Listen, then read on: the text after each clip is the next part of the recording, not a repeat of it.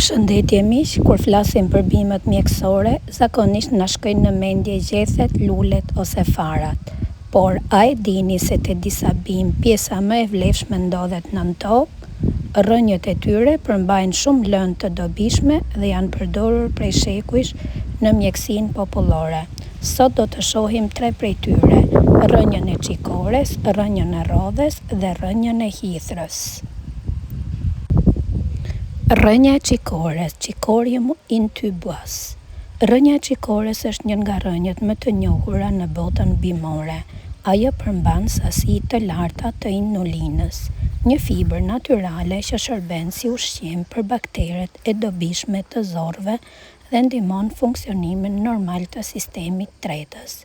Në traditën popullore, rrënja e çikores është përdorur për të mbështetur funksionin normal të mëlçisë dhe të tëmthit, si edhe për të nxitur tretjen pas vakteve.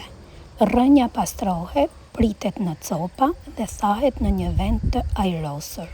Më pas mund të përdoret për çaj ose të pishet lehtë dhe të bluhet për të përgatitur një pije që i ngjan kafes, por pa kafeinë. Përveç kësaj, çikoria është një bimë shumë e përhapur në natyrë dhe rrënja e saj ka qenë pjesë e mjekësisë tradicionale në shumë vende të Evropës. Rrënja e rrodhes, Arctium lapa. Rrënja e rrodhes është përdorur prej kohësh në mjekësinë popullore. Ajo përmban fibra, përfshirë edhe inulinën, si edhe përbërës bimor me veti antioksiduese. Tradicionalisht është përdorur për të mbështetur shëndetin e lëkurës, për të ndihmuar tretjen dhe për të mbështetur proceset natyrale të pastrimit të organizmit. Rrënja mblidhet zakonisht në vitin e parë të rritjes së bimës, kur është më e pasur me lëndë ushqyese. Pasi pastrohet dhe thahet, përdoret për përgatitjen e çajrave ose zierjeve.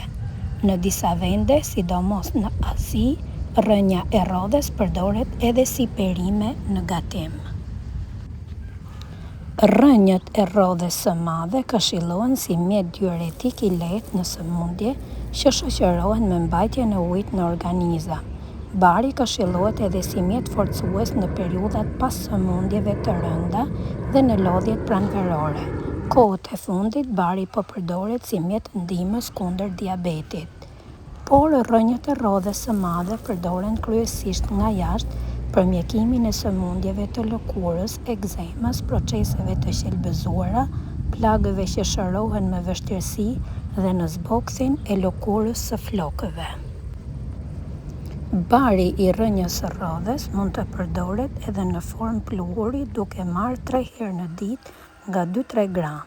Për përdorim të jashtëm, çaji përgatitet ashtu si kundër më sipër, por duke përdorur 2 herë më shumë sasi bari.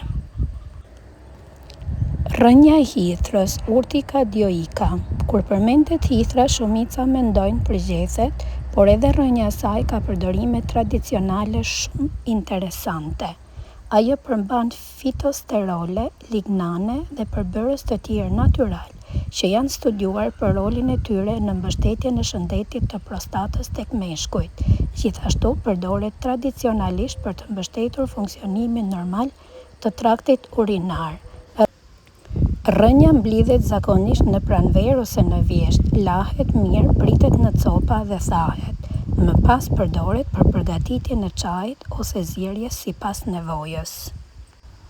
Siç e pam, natyra na ofron vlera të çmuara, jo vetëm në gjethe dhe lule, por edhe në rrënjë. Megjithatë, bimët mjekësore nuk zëvendësojnë trajtimin mjekësor dhe përdorimi i tyre duhet të bëhet me kujdes, veçanërisht nëse merrni medikamente ose keni probleme shëndetësore.